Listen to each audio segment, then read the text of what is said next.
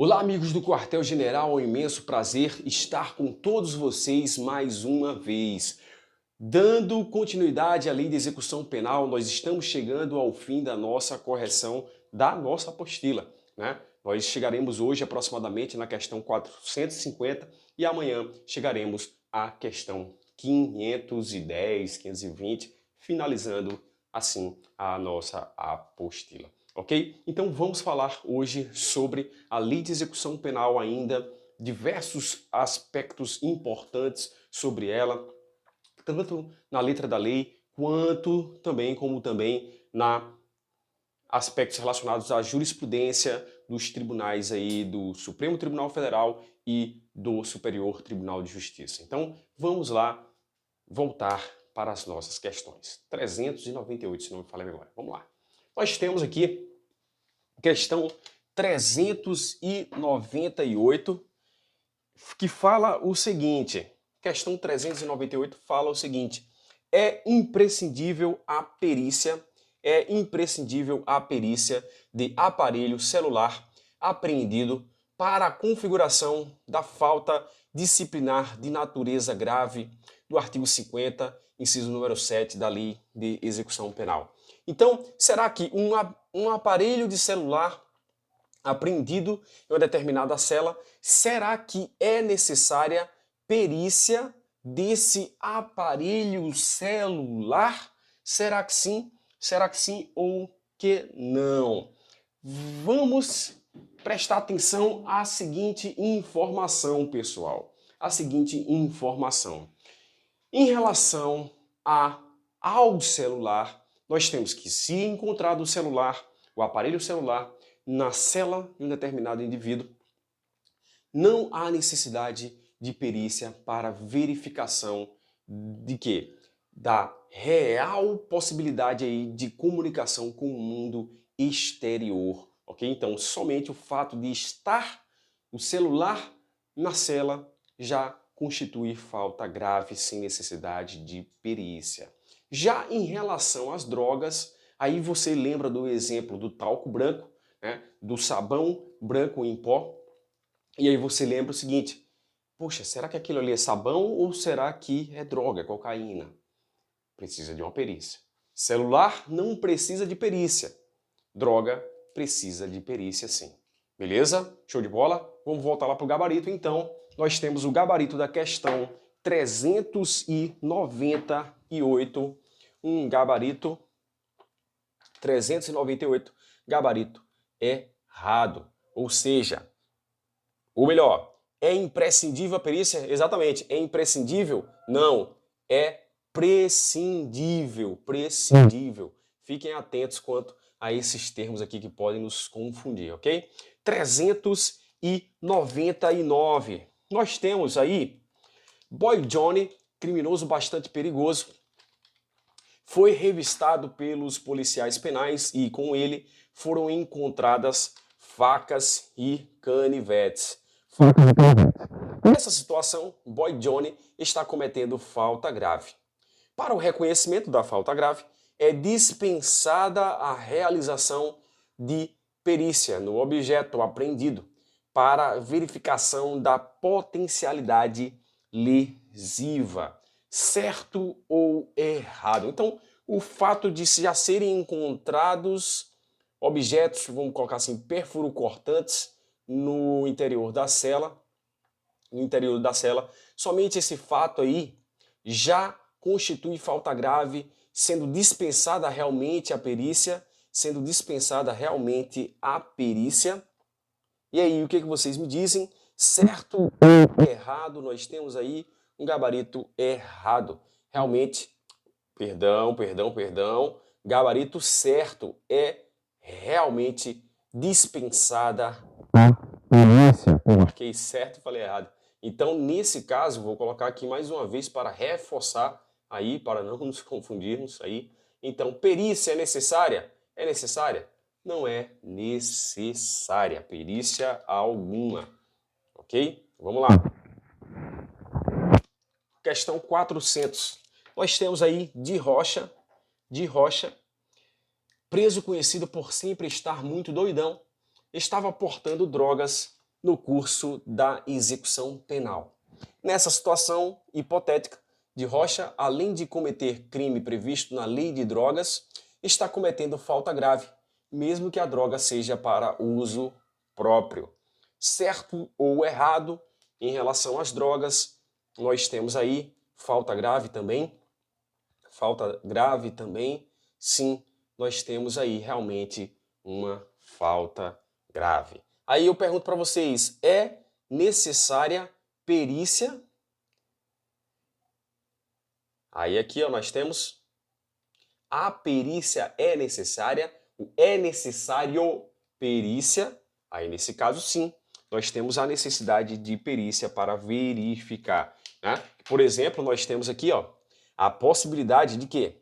De verificar se temos, no caso concreto, se temos droga ou se estamos diante de um talco, por exemplo, né? De um sabão em pó, né? Então, temos aí essa necessidade de perícia para verificação da droga, ok? 401. Boy noiado, preso na penitenciária de Alcatraz, Rio Grande do Norte, estava portando drogas para uso próprio. Nessa situação, será necessário laudo toxicológico para reconhecimento da falta grave. Foi o que eu falei anteriormente. Então temos aí um gabarito bem fácil.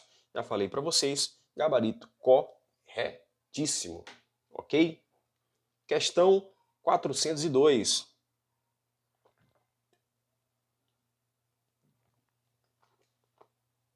Quando não houver regressão de regime prisional, é indispensável a realização de audiência de justificação no PAD para apuração de falta grave.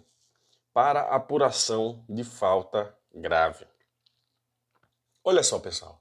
O que eu quero dizer para vocês aqui? Essa questão ela não ficou com um gabarito, um texto muito bom, né? Mas eu vou mostrar para vocês aqui o seguinte. Nós temos que o preso, ele cometeu a falta grave. Ele cometeu uma falta grave. Ok. Essa falta grave, de acordo com a súmula 533, deixa eu puxar aqui uma setinha para ficar bem legal.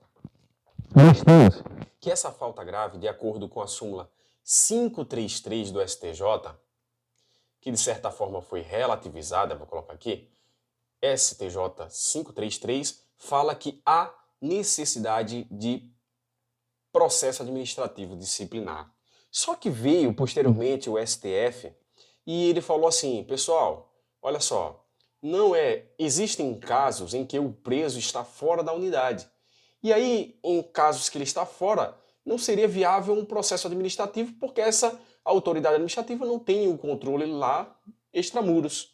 Então nós temos aqui, ó, a necessidade aqui de uma audiência de justificação.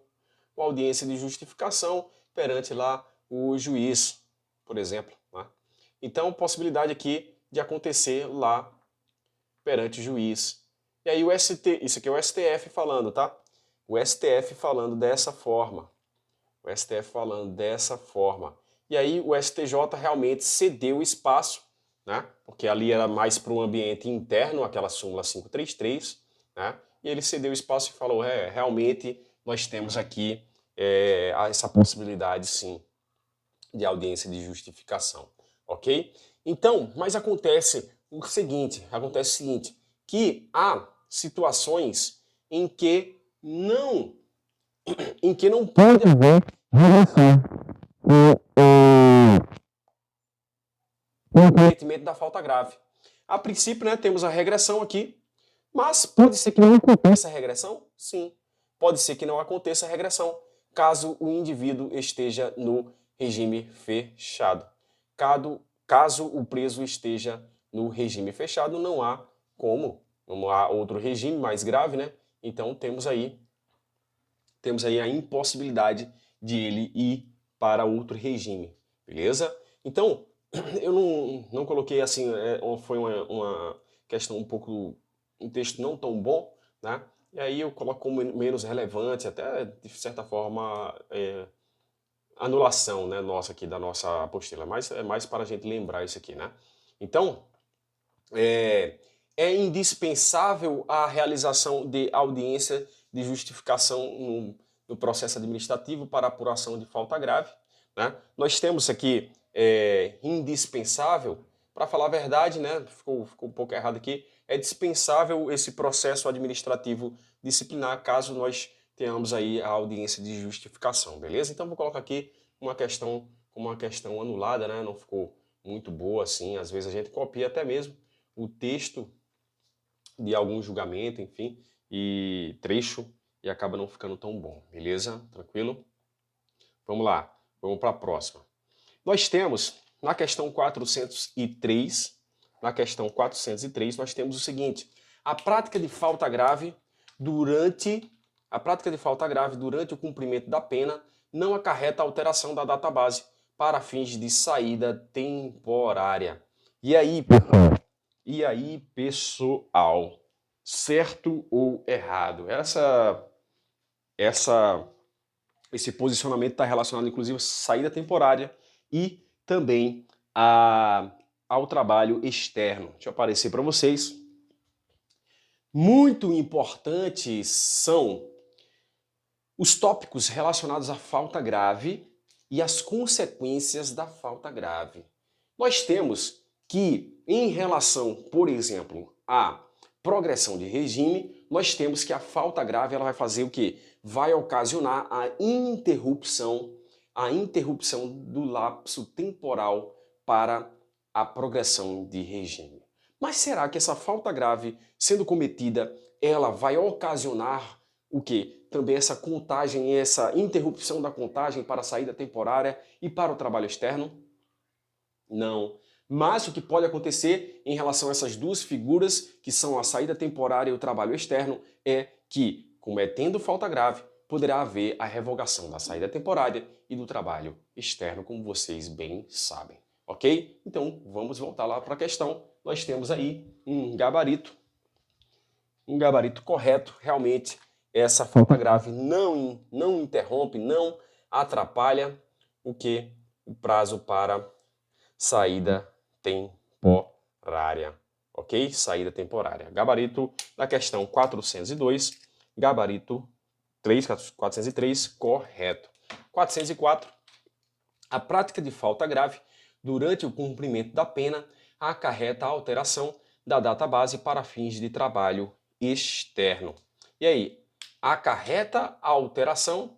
Opa! Como falei para vocês em relação ao trabalho externo, e a saída temporária, não há prejuízo, mas ao trabalho externo e também à saída temporária. Deixa eu colocar aqui para vocês.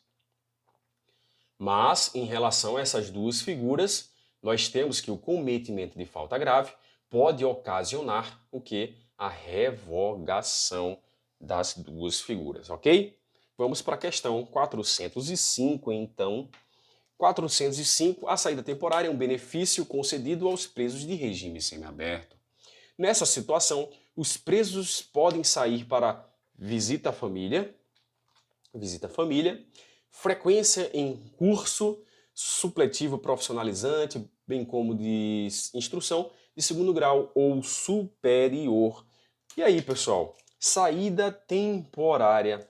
Saída temporária. Muito interessante.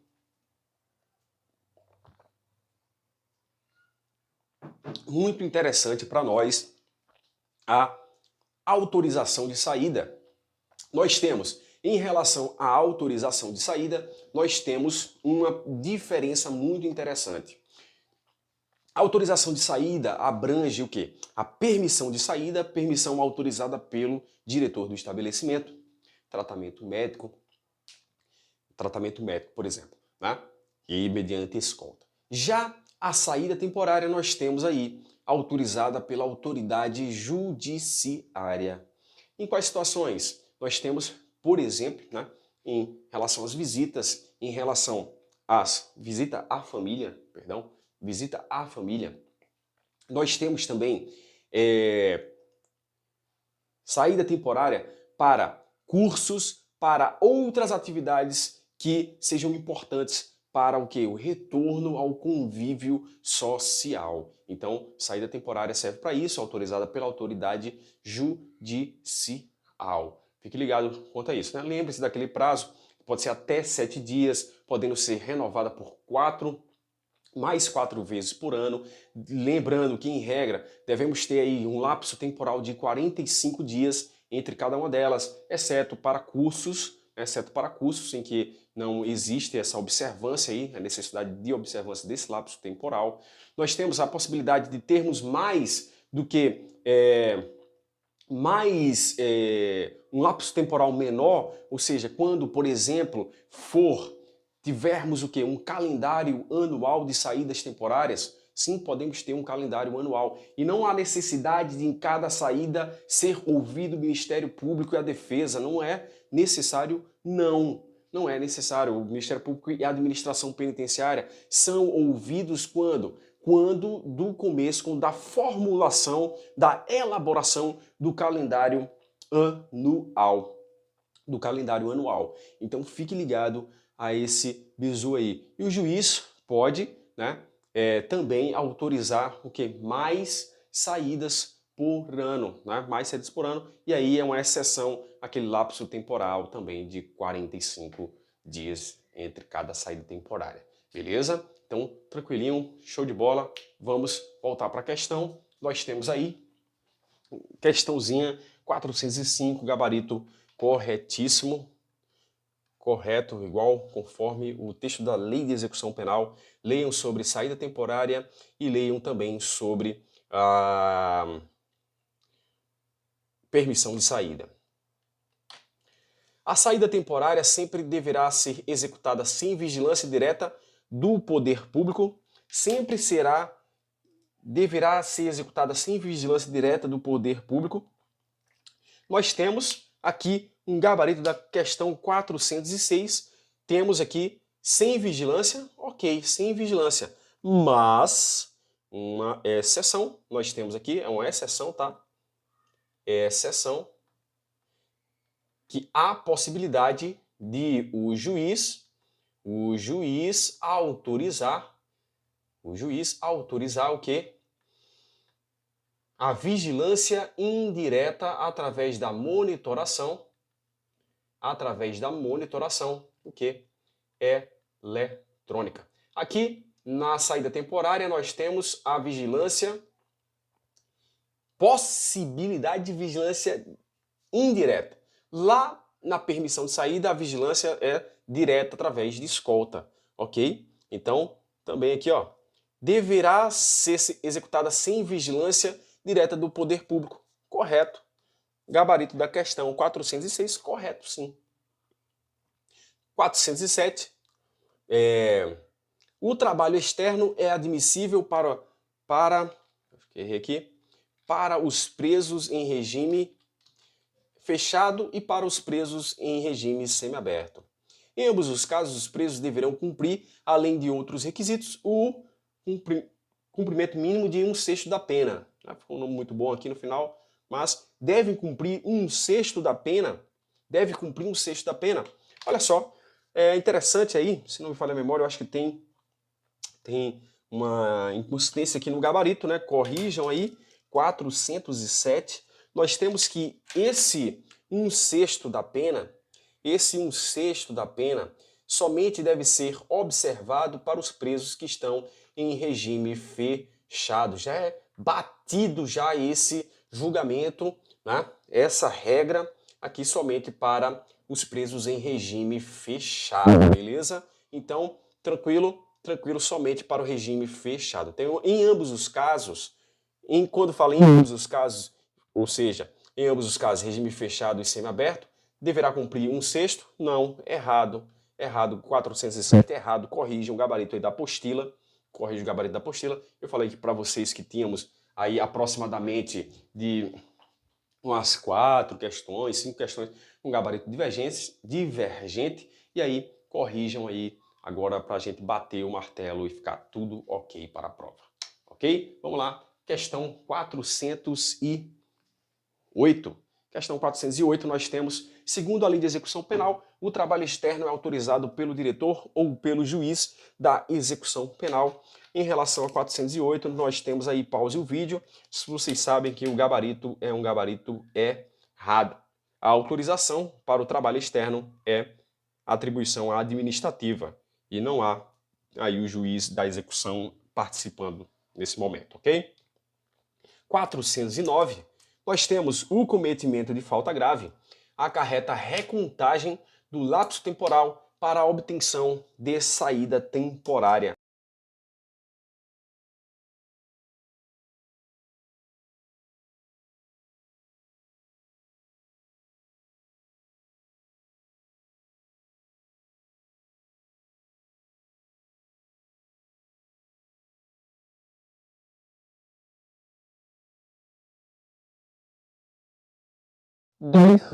É necessária a individualização da conduta para o reconhecimento de falta grave praticado pelo apenado em autoria coletiva.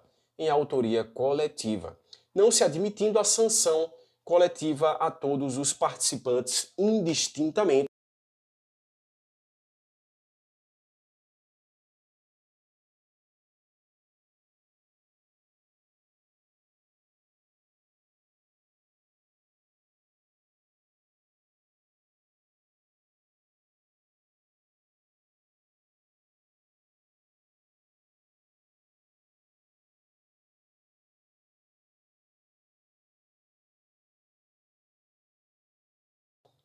A individualização de cada conduta, de cada conduta, de cada peso. Beleza, show de bola.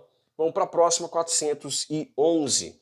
A inobservância do perímetro estabelecido para monitoramento de tornozeleira eletrônica não configura falta disciplinar de natureza grave, por ausência de regulamentação em leis que versam sobre execução penal.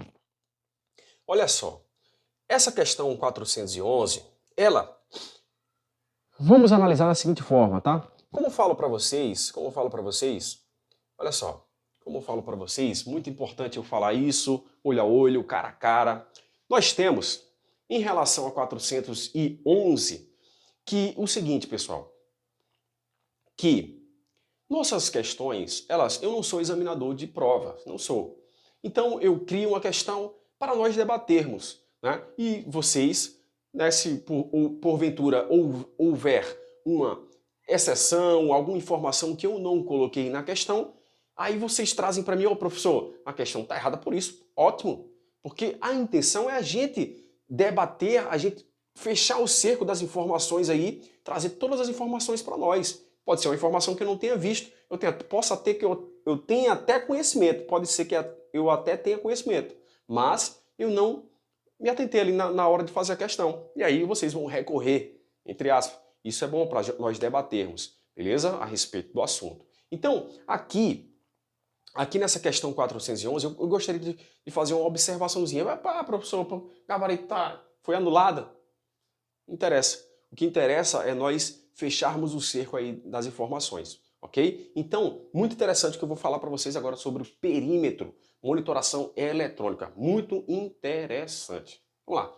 Nós temos, em relação a essa 411, não ficou tão claro, mas nós temos aqui, ó, em relação ao perímetro da monitoração eletrônica estabelecido, nós temos que analisar duas informações. Se esse perímetro, deixa eu puxar aqui uma setinha também para cá, para esse lado, se esse perímetro está relacionado a alguém, vou colocar aqui saída, que está em saída temporária, certo? Que está em saída temporária.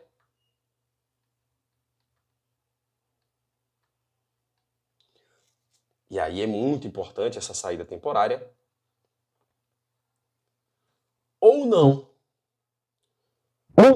um preso que está, por exemplo, aqui, ó, em prisão domiciliar. prisão domiciliar. Ele fala lá no julgado, ele fala assim, aos apenados, né? Ele não fala nenhuma situação específica aqui. Ele fala assim, os apenados. Que aí o bizu dessa questão vai ser se tem saída temporária ou não na questão. Então, para os apenados, respeitar o perímetro, aí ele está ele está cometendo uma falta de natureza grave. Uma falta de natureza grave. Essa falta de natureza grave vai tanto para essa situação, né, quanto para um outro.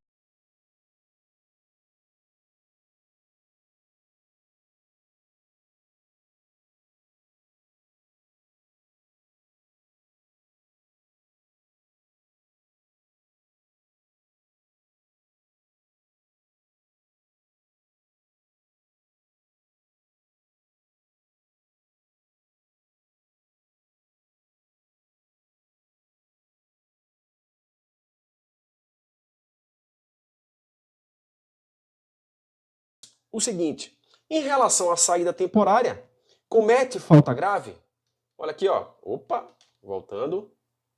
Comete falta grave aquele que está em saída temporária e, por exemplo, nessa saída temporária nós temos aqui um repouso noturno a ser observado.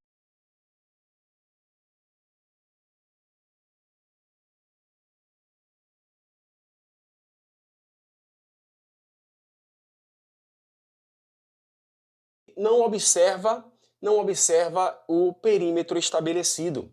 Nesse caso, ele vai estar cometendo falta grave? Não estará cometendo falta grave. Por quê? Porque nós temos aqui, ó, ausência de previsão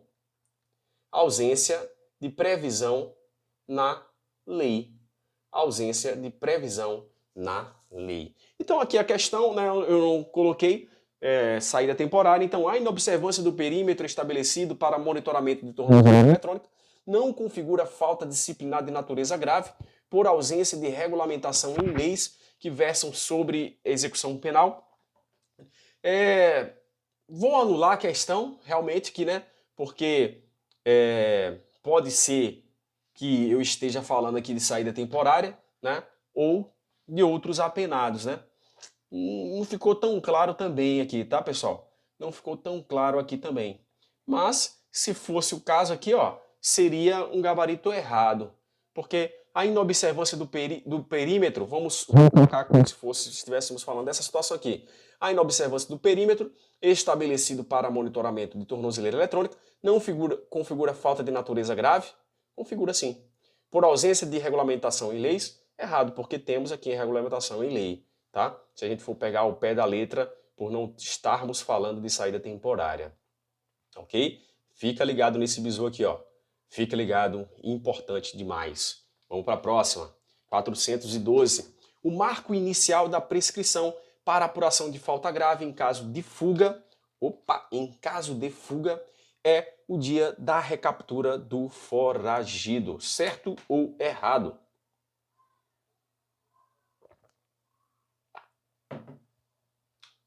Gabarito da questão 412, gabarito correto. Gabarito correto. Da marco inicial da prescrição para apuração de falta grave, em caso de fuga, é o dia da recaptura do foragido. E eu vou falar um bizu feroz demais para vocês. Qual é? Olha só. Lembram que, em relação à falta grave e à progressão, nós temos que o indivíduo está cumprindo a pena dele. Aí ele vai para cumprir todos os requisitos para progressão. Ou melhor, está todos os requisitos direitinho, só falta o lapso temporal. E aí o que acontece? Ele comete uma falta grave. O que vai acontecer? A falta grave interrompe o lapso temporal para a progressão. Beleza. Então vai começar do zero de novo. Vai começar do zero, verificando o restante de pena que temos. Aí nós teremos ali o quantum, né, para a progressão, nós teremos a estaca zero novamente. Vai ser contado tudo de novo, né? Então, ele estava cumprindo, cometeu uma falta grave, opa, vai começar tudo de novo para a progressão. Agora, preste atenção se a questão vier dessa forma aqui, ó. Vamos lá. O indivíduo cometeu uma falta grave. Mas que falta grave é essa? A fuga. Opa, aí temos outra história. Por quê?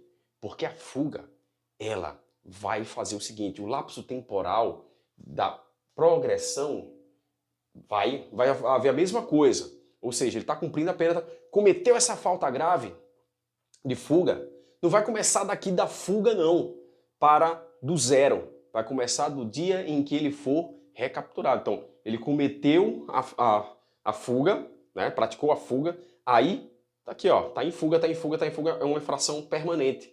Tá em fuga, foi recapturado. Da recaptura vai ser contado o lapso temporal do zero para a progressão. Muito interessante essa informação, ok? E aí está confirmando o que nós vimos aí, só somando a informação da fuga com a contagem de novo do zero para a progressão, ok? Então, 412, gabarito correto. 413 nós temos a falta disciplinar grave, impede a concessão de livramento condicional, por evidenciar a ausência do requisito objetivo relativo ao comportamento satisfatório durante o resgate da pena, nos termos do artigo 83, inciso 3, né, que fala sobre aqueles 12 meses antes, né, do livramento condicional, 12 meses antes ele não pode cometer falta grave, né? Não pode cometer falta grave, tá lá no CP, isso aqui, beleza? Então, nós temos um errinho nessa questão, que não é ausência do requisito objetivo, mas sim ausência do requisito subjetivo. Só essa besteirinha, mesmo só pra gente ficar esperto aí, gabarito errado. Próxima, o cometimento de falta grave é motivo idôneo para um indeferimento do benefício da saída temporária, por ausência de preenchimento do requisito objetivo. E aí nós temos questão 414. Questão 414, nós temos também um gabarito errado. Vamos para a questão 415. Questão 415, o cometimento de falta grave, por si só, impedirá a concessão de trabalho externo, não sendo possível, mesmo havendo cometido, só um minuto,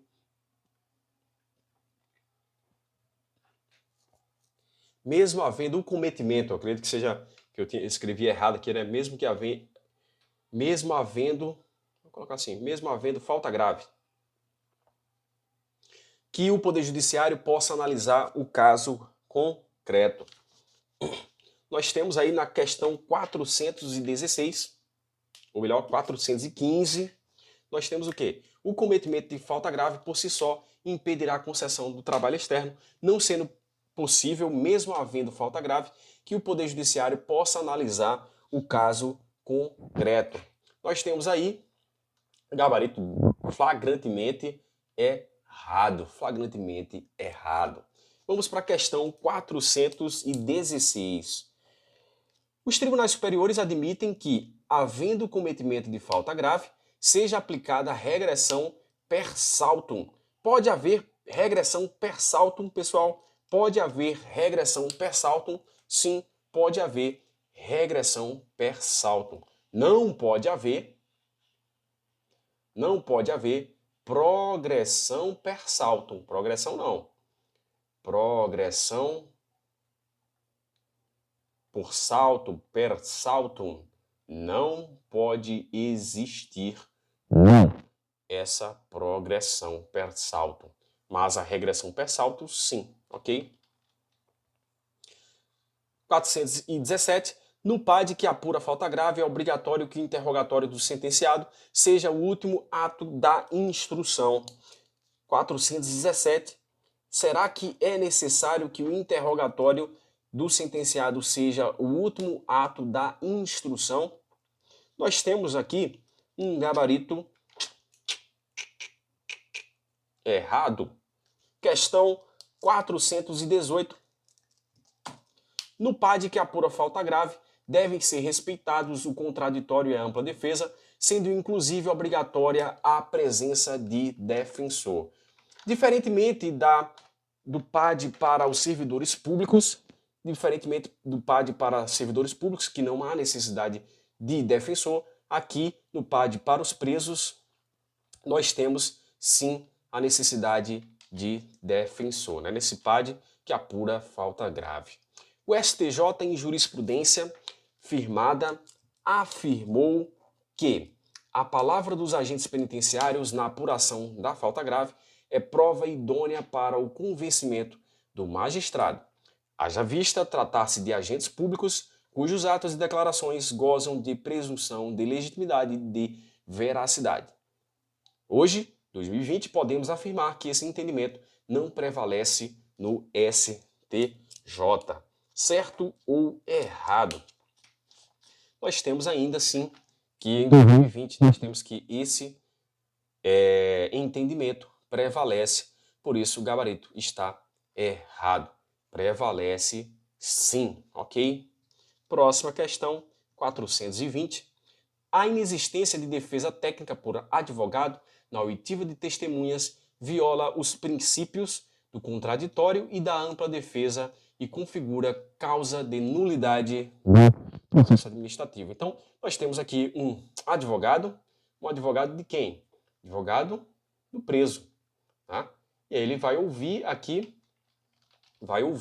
aqui as testemunhas, tá? E aí, se houver a inexistência dessa defesa técnica, da participação desse advogado, aqui nós teremos uma causa de nulidade do processo. De nulidade do processo administrativo disciplinar, gabarito correto. O artigo 50 da Lei de Execução Penal é um artigo que prevê as faltas graves que podem ser cometidas pelos presos. Conforme o atual entendimento do STJ, o rol do artigo 50 é um rol exemplificativo, pessoal. É um rol exemplificativo? Errado. É um rol taxativo. Rol taxativo. Ok, tranquilo, correto. Vamos que vamos. 422. O deferimento do induto e da comutação das penas deve observar estritamente os critérios estabelecidos pelo Poder Legislativo no respectivo ato da concessão. Já vou parando por aqui, porque nós temos o seguinte, só voltando aqui um pouquinho, nós temos, sendo vedada a interpretação ampliativa da norma, sob pena de usurpação da competência privativa disposta no artigo 84 da Constituição Federal, e ainda ofensa aos princípios da separação entre os poderes e da legalidade. Nós temos aqui, pessoal, para falar a verdade, nós temos um gabarito errado, tá? Por quê? Porque o deferimento do induto e da comutação da pena deve observar estritamente os critérios estabelecidos pelo Poder Executivo. Pelo decreto presidencial. Corrijam essa questão 422 aí. 422 temos um gabarito errado.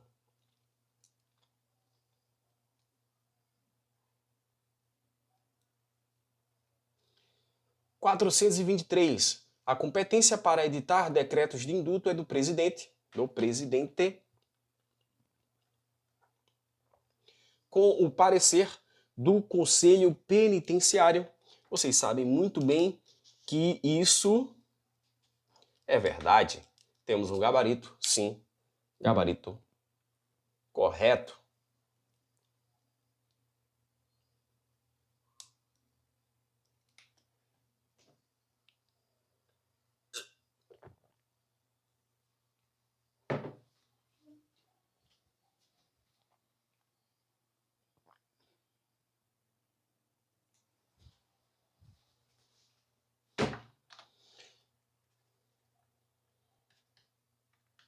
Em relação ao induto e à anistia, nós temos muito importantes informações a respeito do indulto, da anistia que nós acompanhamos lá, por exemplo, na Constituição Federal. Nós temos a anistia, que ela fulmina o fato criminoso, mas permanecem o quê? Permanecem os efeitos civis. Na graça, a graça é coletiva e o indulto, perdão, a graça é individual, o indulto é coletivo. E eles vão afetar o quê? A execução da pena, a execução da pena. Então, eles estão relacionados à execução da pena. Na anistia, se acontecer a anistia, que é feita por uma lei, o indivíduo, se cometeu um crime posteriormente, não será reincidente. Já em relação à graça, a graça é individual, o indulto é coletivo. Já em relação a eles, nós temos que, se eles forem beneficiados, posteriormente, se eles cometerem um crime, eles vão ser considerados, sim, reincidentes. Beleza? Tranquilo? Fácil? Então, preste atenção, graça e indulto. Só lembrar, indulto individual, não, é o contrário, entendeu? O indulto é coletivo e a graça individual. Beleza? Fica ligado a esse bizu aí. Vamos voltar para a tela. Vamos lá. 424. Para a concessão de indulto, deve ser considerada a pena originalmente imposta, não se levando em conta, portanto, a pena remanescente em decorrência de comutações anteriores. Em relação a comutações anteriores. Então, para a concessão de indulto, deve ser considerada a pena originalmente imposta, não se levando em conta, portanto, a pena remanescente em decorrência de comutações anteriores. Corretinho, gabarito, desse jeitinho que fala lá. O cumprimento da fração de pena prevista como critério objetivo para a concessão de indulto, né? No decreto ele pode afirmar, os presos que têm aí que cumpriram uma certa fração de pena poderão ser beneficiados pelo indulto. Tá? Deve ser aferido em relação a todas as sanções alternativas impostas, consideradas cumulativamente. Então, o cumprimento da fração de pena prevista como critério objetivo para a concessão de indulto deve ser aferido em relação a todas as sanções alternativas impostas, consideradas cumulativamente. Preste atenção a esse detalhe aqui. Preste atenção a esse detalhe que eu vou falar para vocês. Em relação ao indulto, não analisaremos todas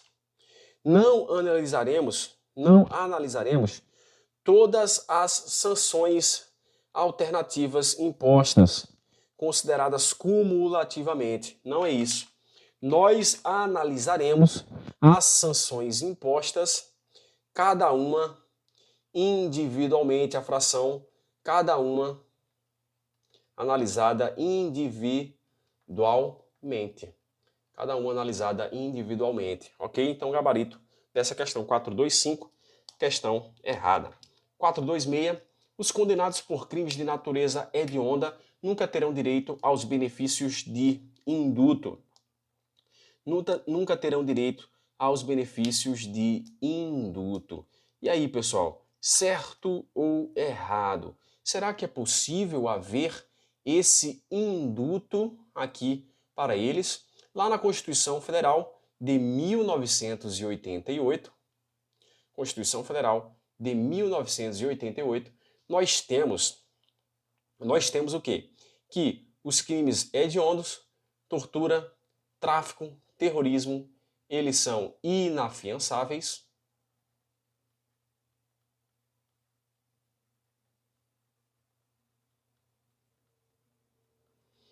E insuscetíveis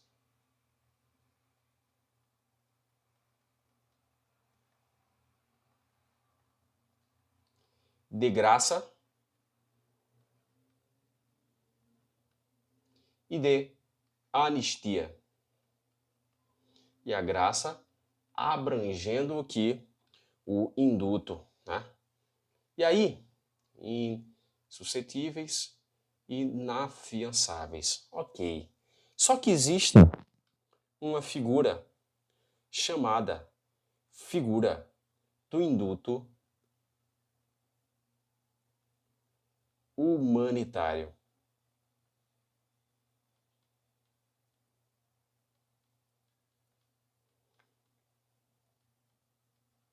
Figura do induto humanitário. Os condenados por crimes de natureza hedionda nunca terão direito aos benefícios de induto. Eu vou responder aqui bem tranquilo aqui para vocês. Como eu falei, temos aqui um induto chamado induto humanitário. Acontecem em questões aqui, humanitário. Realmente existe possibilidade de esse induto humanitário, inclusive, o presidente em 2019, ele teve um decreto aí, editou um decreto relacionado a alguns presos que tinham problemas de saúde, certo? Mas ainda fica uma grande interrogação aqui, né, por algo não pacífico, apesar de existir alguma decisão a respeito disso, né, de natureza hedionda, mas eu vou colocar aqui uma questão como uma questão anulada, tá? Vamos lá. Não dispõe o decreto autorizador de forma contrária, os condenados por crimes de natureza hedionda têm direito aos benefícios de indulto ou de comutação da pena, desde que as infrações penais tenham sido praticadas antes da vigência da Lei 8.072 de 1990. Aqui sim, nós temos uma questão com um gabarito correto. Essa questão também não acredito que ela possa ser cobrada em prova. Ela fala aqui dos crimes que nem sequer podem ser hediondos. Né? Por quê? Porque antes não existiam aqui os crimes hediondos, antes da Lei 8.072. Então, sequer eram hediondos. Se eles não eram hediondos, então não há que se falar em proibição do indulto, da comutação da pena. Beleza? Então, eles podem ser beneficiados, têm direito aqui, ó, tem direito aos benefícios do indulto, da comutação da pena, sim, se esses crimes, né, vamos dizer assim, que essas infrações penais tenham sido praticadas anteriormente aqui, antes da vigência da Lei 8072. É possível a concessão de comutação da pena, também aqui, menos relevante, aos condenados por crime comum praticado em concurso com crime hediondo, desde que o apenado tenha cumprido as ações referentes aos delitos comum e hediondo. Também copia e cola aqui da STJ. Tem gabarito também correto. Leiam. Menos relevante essa informação aqui. Moleque doido foi condenado pelo artigo 33, parágrafo 4º, tráfico privilegiado. Nessa situação, podemos afirmar que, pelo fato de ser um crime hediondo, não caberá concessão de indulto para moleque doido, né? Temos uma informação errada, que esse crime não é hediondo. Há julgados do STJ falando que há possibilidade aqui de concessão de indulto para essa situação aqui. Vamos lá. O indulto humanitário apresenta como um dos requisitos para sua concessão a necessária comprovação por meio de laudo médico oficial ou por médico designado pelo juízo da execução e que a enfermidade que acomete o sentenciado é grave e permanente. Né? Caso seja defendido esse indulto humanitário, realmente temos a necessidade de laudo médico, sim, para atestar aquela doença, enfermidade grave. O indulto, agora sim, agora uma informação importante para nós, essa aqui pode ser que caia bem genérica assim, a respeito do indulto humanitário. Essa aqui também pode ser uma potencial questão de prova, uma questão muito interessante a respeito da anistia, a respeito do indulto. Temos que o indulto extingue os efeitos primários da condenação. Então, o indulto, eles extingue o quê? A pretensão executória. Pretensão executória, ele está relacionado à execução da pena. Sim, pode acontecer um indulto pleno ou indulto parcial. Indulto pleno ou indulto parcial, que é a redução da pena. Redução da pena ou, por exemplo, a possibilidade de substituição da pena privativa de liberdade em pena restritiva de direitos, a essa possibilidade também, beleza? Então, mas não atinge os efeitos secundários penais ou extrapenais. Atinge os efeitos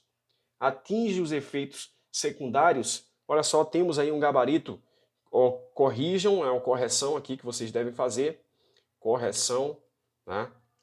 Até alguns amigos falaram comigo aí, né? Realmente eu tinha colocado o gabarito como um gabarito errado, mas é um gabarito certo. Realmente, ele não atinge os efeitos secundários penais e extrapenais. Eu quero dizer o seguinte, aqui o induto, tanto o induto quanto a anistia, quanto a graça, eles vão ser analisados aqui em relação a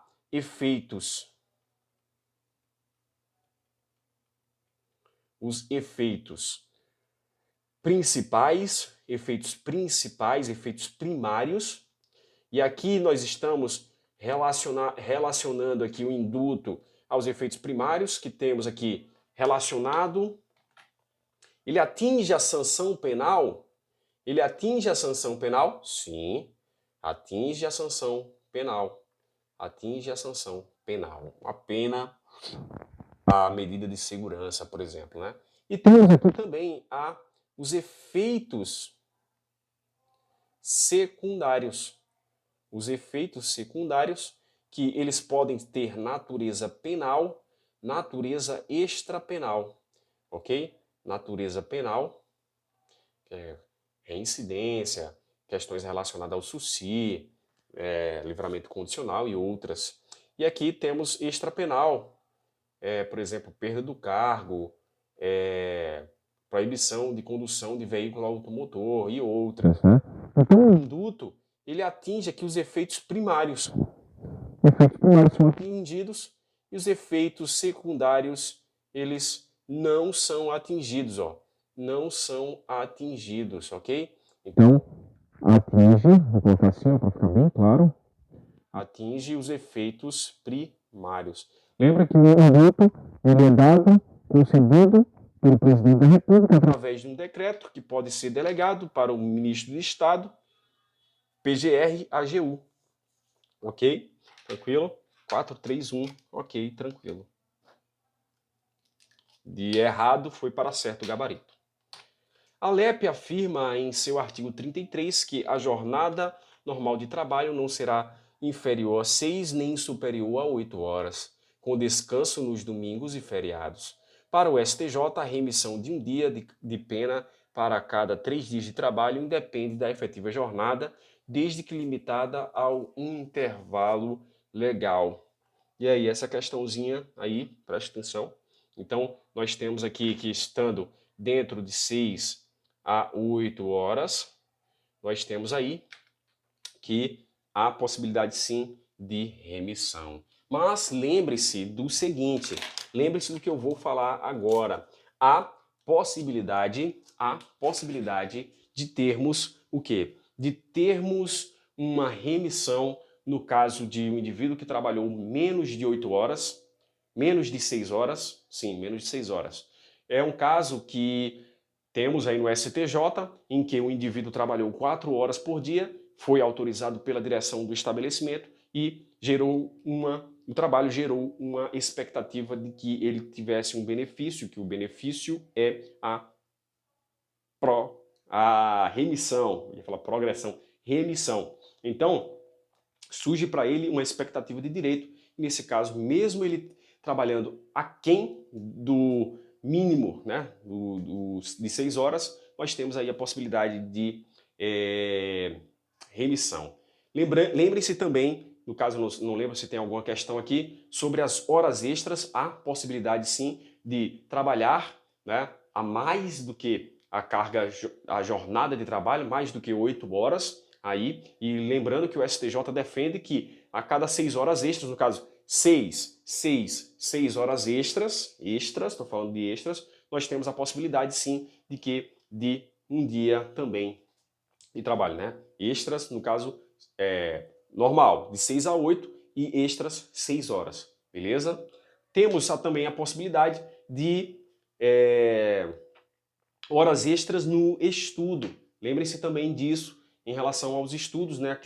Aquelas 12 horas divididas no mínimo em 3 horas, havendo a possibilidade também de termos aí um banco de horas, vamos dizer assim, para fins de remissão. Ok? Vamos continuar lá. Nós temos questão 433. Se o preso, ainda que sem autorização do juízo ou da direção do estabelecimento, efetivamente trabalhar, então ele efetivamente trabalhou nos domingos e feriados. Lembre-se dos presos que trabalham onde, pessoal? Lá na cozinha do estabelecimento. Vamos supor que diversos presos estivessem doentes, os presos da cozinha, e aí outros presos foram lá fazer o trabalho, passaram 2 meses lá trabalhando, e aí gera uma expectativa também do direito, e aí eles têm a possibilidade de remissão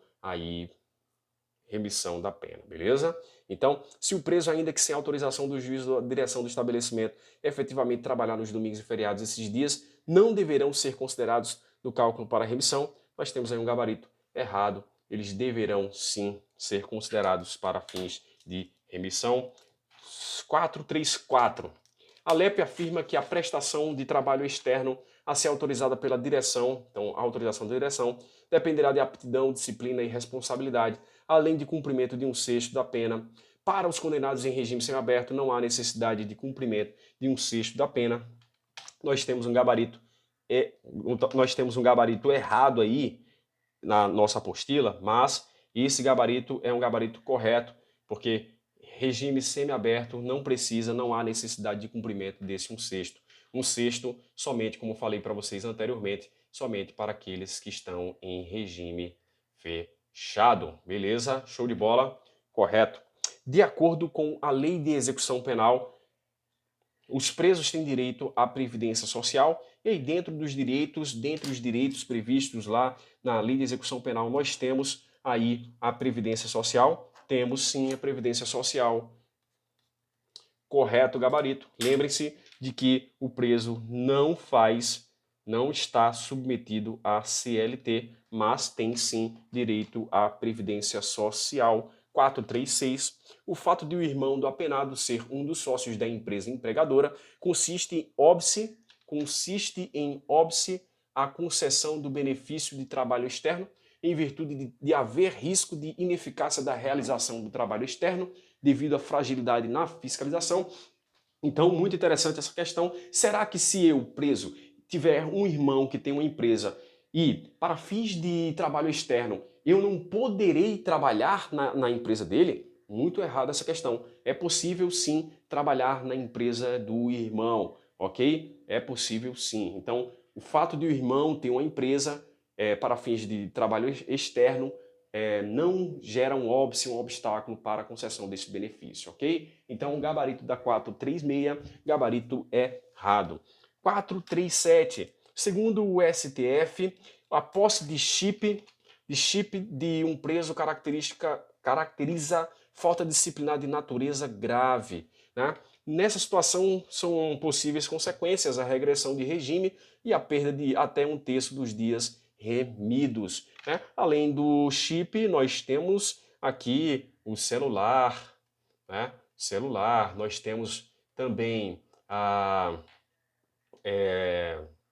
os fones de ouvido, nós temos aqui também a placa do celular, né? Porque ele menciona isso aqui tudo, porque às vezes um preso ficava com esse pedaço aqui, aí não cometia falta grave, esse aqui ficava com um fone, esse aqui ficava com a parte do celular, e assim sucessivamente, dividindo, e aí o STF e o STJ vieram batendo o martelo falando sobre essa possibilidade de serem punidos também aqui pelo fone, por ter placa, possuir o chip também, e assim sucessivamente, ok?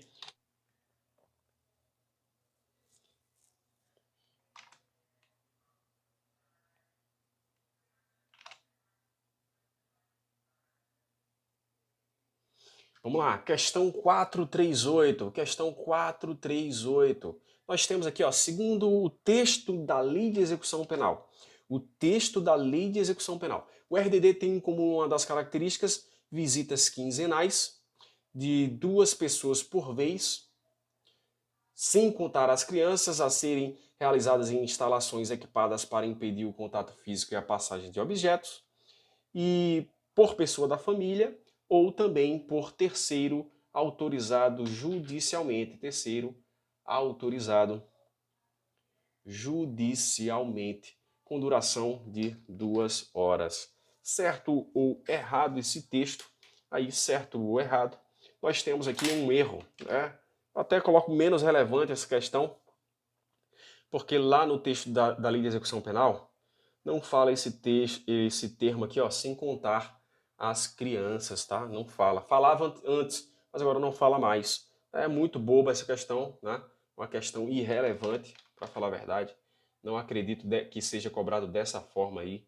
Foi uma pegadinha muito boba, né, para falar a verdade, então vamos colocar irrelevante. Vamos analisar, óbvio, o artigo 52 da Lei de Execução Penal, mas não dessa forma aí, tá? Então fica ligado aí, é muito boba mesmo. Vamos lá. Questão 439. No RDD, o preso terá direito à saída da cela por 2 horas diárias para banho de sol em grupos de até 4 presos, desde que não haja contato com presos do mesmo grupo criminoso. Vocês sabem muito bem que temos um gabarito correto, ok? É interessante nós falarmos sobre o RDD, artigo 52 da Lei de Execução Penal, que é possível em 3 situações. Em 3 situações, vocês já sabem muito bem a respeito delas, né? Então, eu só queria falar sobre a primeira situação, que é no cometimento de falta grave. Não é qualquer falta grave. É um crime doloso, que é uma falta grave, que ocasione subversão da ordem e da disciplina do estabelecimento, perfeito?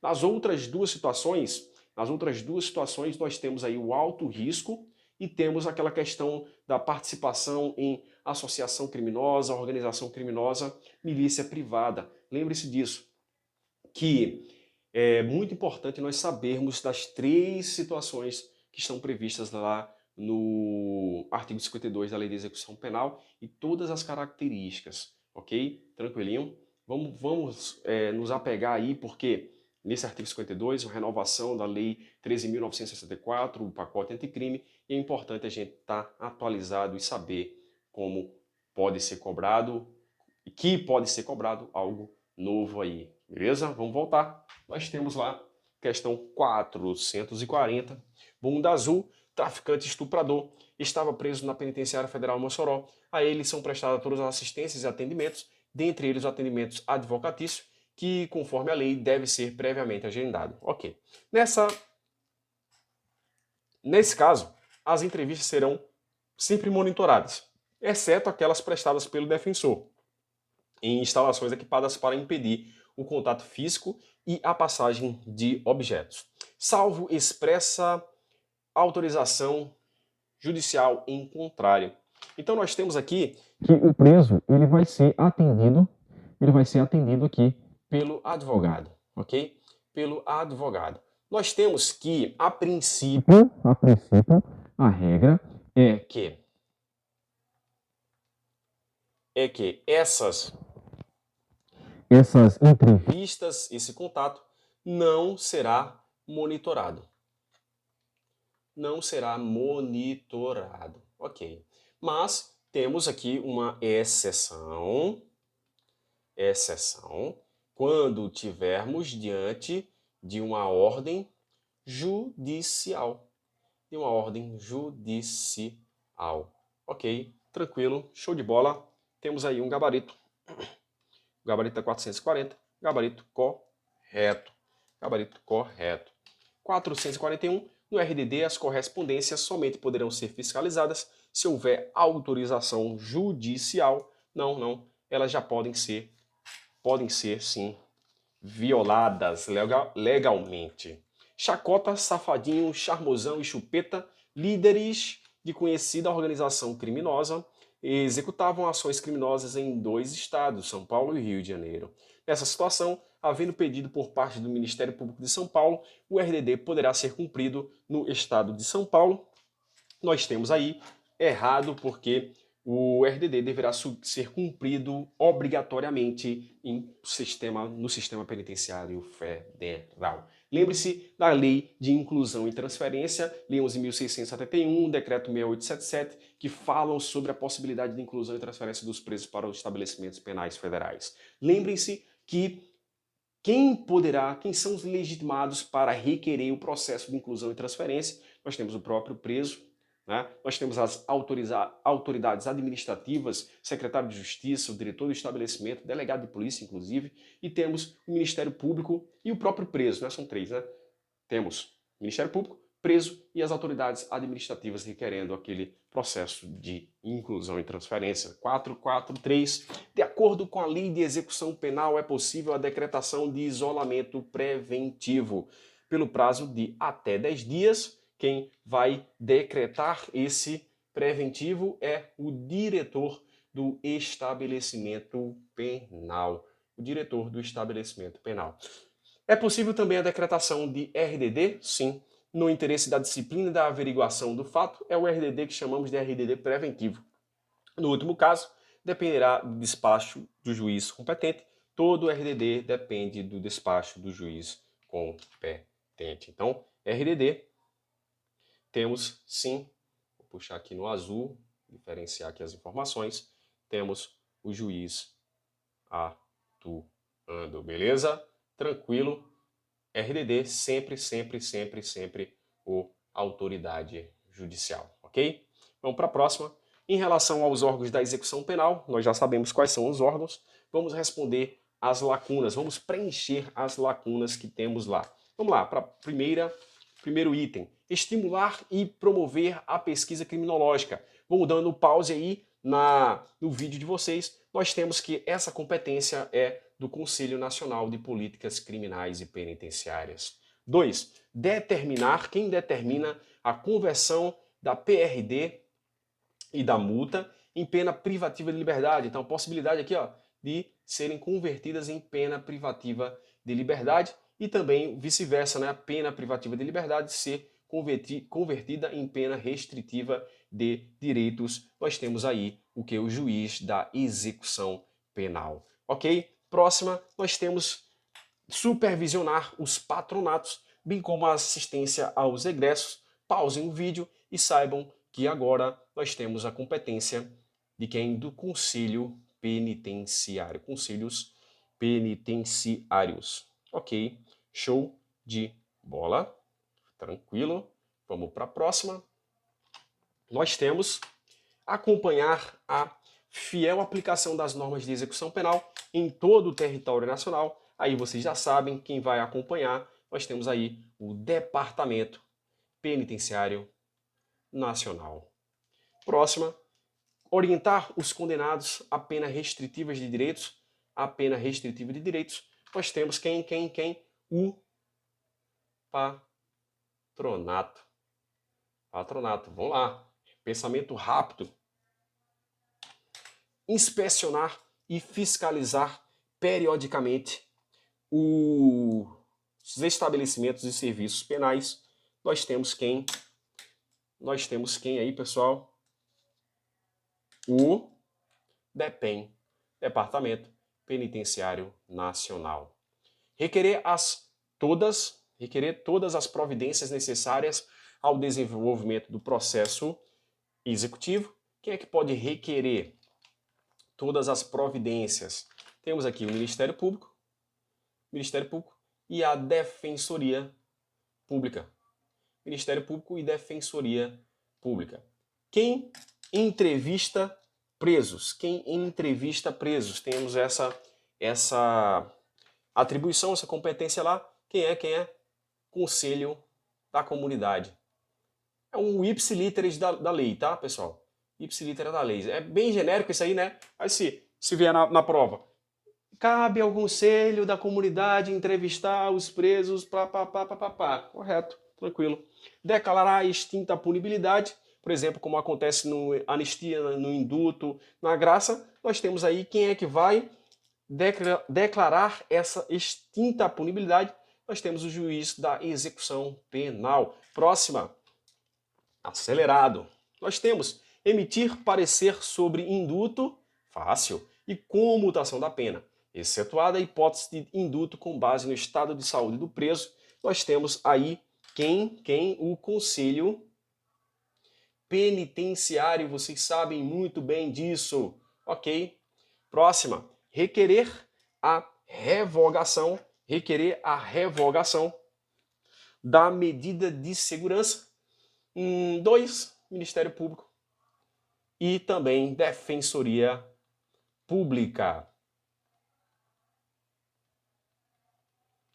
Próxima, nós temos aí decidir sobre a soma ou unificação das penas. Quem decide, bem fácil, o juiz da execução penal.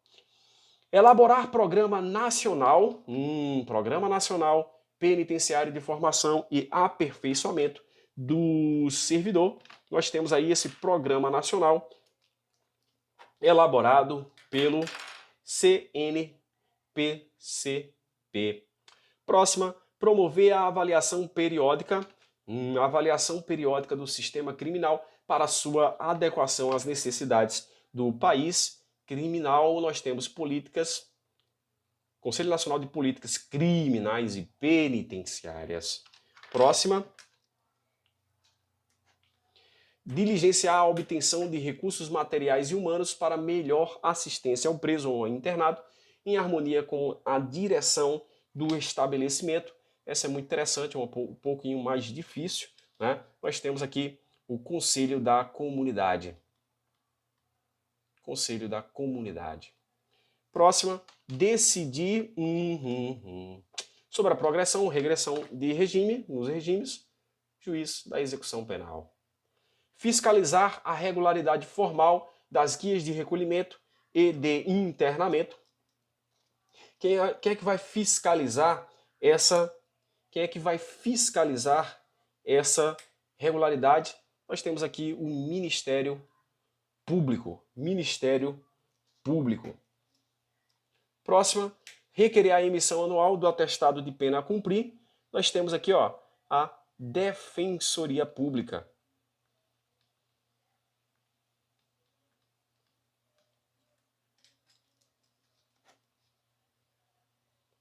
Próxima, requerer a aplicação aos casos julgados de lei posterior que de qualquer modo seja mais favorável ao condenado. Nós temos aqui Defensoria Pública.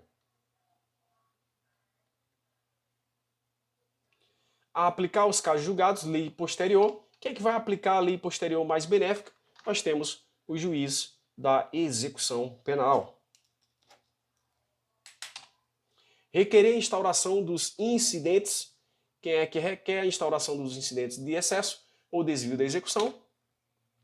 Ministério Público e Defensoria Pública. Agora tá fácil, né, pessoal?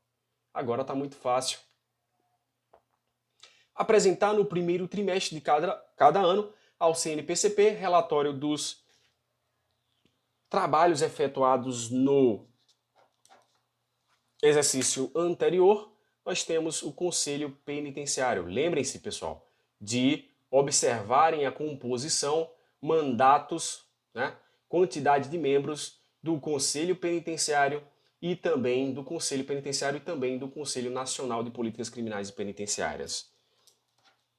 Colaborar com as unidades federativas para a realização de cursos de formação. Nós temos aqui quem? O DEPEN.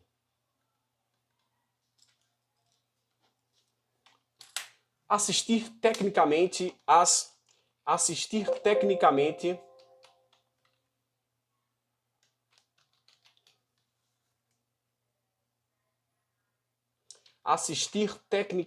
deixa eu só voltar aqui. Assistir tecnicamente às unidades federativas na implementação dos princípios da LEP, os princípios e regras contidas na LEP, dar essa moral aí para as unidades federativas, DEPEN. Fiscalizar o cumprimento das penas de prestação de serviço à comunidade e limitação de final de semana. Bem tranquilo aqui, ó. Essa é muito legal. Posso colocar um asterisco nela. Patronatos. propor diretrizes da política criminal quanto à prevenção do delito, entre outras coisas. Conselho Nacional de Políticas Criminais e Penitenciárias. Autorizar saídas temporárias. Juiz da execução. Representar a autoridade competente para interdição no todo ou em parte de estabelecimento penal. Quem? Conselho Nacional de Políticas Criminais e Penitenciárias. Determinar a forma de cumprimento da pena restritiva de direitos e fiscalizar a sua execução. Juiz da execução. Emitir anualmente atestado de pena a cumprir. Vocês já sabem muito bem, né? Atestado de pena a cumprir também é o juiz. Interpor recursos de decisões proferidas pela autoridade judiciária durante a execução. Quem pode interpor recursos? Aí, por exemplo, aí nós temos o Ministério Público. Ministério Público. Interpor recursos de decisões proferidas pela autoridade judiciária ou administrativa. Um pouquinho diferente o texto, né, que traz essa autoridade administrativa. Temos quem? A Defensoria Pública. Quem mais? Colaborar na fiscalização do cumprimento das condições da suspensão e do livramento condicional. Nós temos aí, muito interessante, o patronato. Que é uma mais dificilzinha também essa aqui, tá? Ou seja, Defensoria, Ministério Público, Autoridade Judiciária são bem mais fáceis. Já patronato, Conselho da Comunidade são um pouquinho mais difíceis. É bom a gente prestar atenção a essas mais difíceis. Mas, decidir sobre a detração e remissão da pena. Quem é que decide sobre detração e remissão da pena? Suspensão condicional da pena, livramento condicional e incidentes da execução. Nós temos aí o juiz da execução penal. Quem mais? Requerer a internação, desinternação e o restabelecimento da situação anterior. Temos o Ministério Público e também a Defensoria Pública. Defensoria Pública, pessoal. Legal? Show de bola? Tranquilo? Vamos que vamos para a próxima. Nós temos aqui compor e instalar o Conselho da Comunidade, juiz da execução.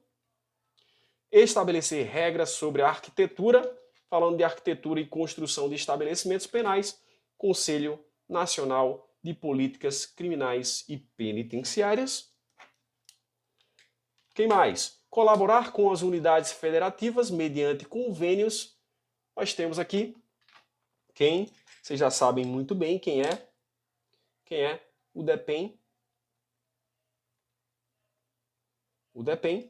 Nós temos inspecionar e fiscalizar os estabelecimentos penais, bem assim, informar-se mediante relatórios do Conselho Penitenciário. Lembra que esses relatórios do Conselho Penitenciário eles vão para o Conselho Nacional de Políticas Criminais e Penitenciárias? Então, nós temos aqui quem inspeciona e fiscaliza, Conselho Nacional de Políticas Criminais e Penitenciárias. Beleza? Próxima. Inspecionar mensalmente os estabelecimentos penais, tomando providências para o adequado funcionamento e promovendo, quando for o caso, a apuração de responsabilidade, o juiz. Inspecionar os estabelecimentos e serviços penais. Nós temos aí o Conselho Penitenciário. Olha só que interessante, né? Ele fala em inspecionar, e aí traz inspecionar mensalmente, e outro ele não traz o prazo aqui não, ó. E aqui também traz, ó, inspecionar, CNPCP, inspecionar também não traz o prazo aqui não, ó. Estabelecer mediante convênios com as unidades federativas, parceria com as unidades federativas, convênio com as unidades federativas, o quê? Quem é? O DEPEN.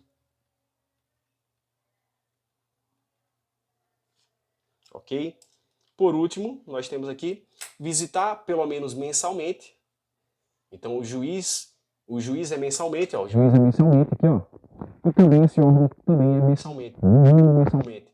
Os estabelecimentos penais, eles vão visitar os estabelecimentos penais e vai apresentar relatórios ao juiz da execução e ao conselho penitenciário. Então, se ele apresenta relatórios ao juiz, então não pode ser o juiz, também não pode ser o conselho penitenciário. Quem vai ser? O conselho da comunidade. Conselho da comunidade. Duas últimas questões.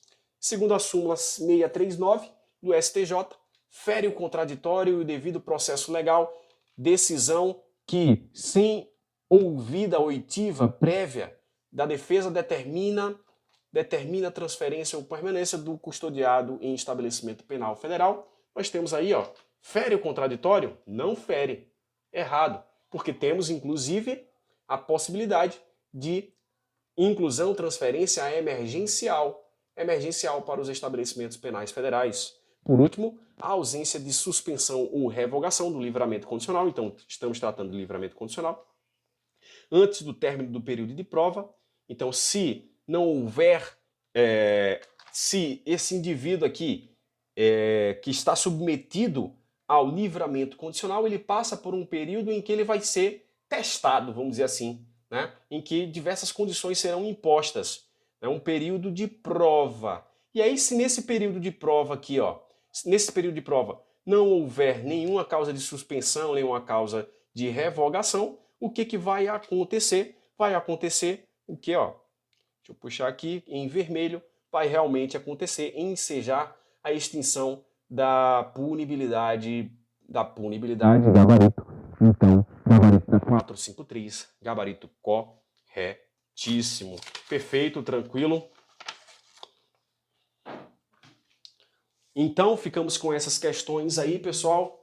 Um pouco corrido, um pouco longo o nosso vídeo, mas é isso aí, vejam devagar. Vejam, para falar a verdade, na velocidade número 2, né? Acho que está bem tranquilo aí, eu falo bem lento, bem lentamente aí para vocês observarem diversos detalhes. E não vou me alongar aqui nos vídeos aqui, né? Não vou estender. Amanhã nós finalizaremos, postarei no YouTube, né? E toda a apostila aí para analisar. Vou colocar as próximas questões em 2 vídeos para ficar mais curto, para ficar melhor para vocês assistirem, ok? Até mais e até a próxima.